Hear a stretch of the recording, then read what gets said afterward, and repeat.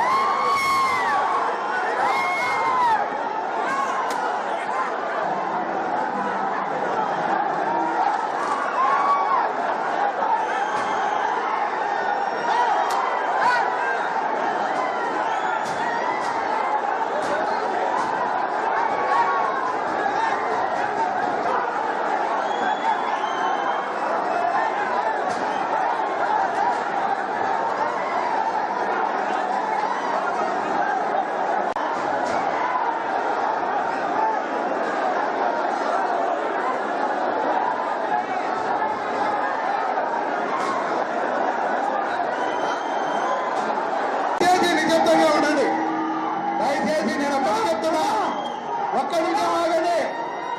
మా మీద ఏమాత్రం గౌరవం ఉన్నా, మా మీద ఏమాత్రం గౌరవం ఉన్నా నిశ్శబ్దంగా ఉండండి. మా మీద ఏమాత్రం గౌరవం ఉన్నా దయచేసి నిశ్శబ్దంగా ఉండండి.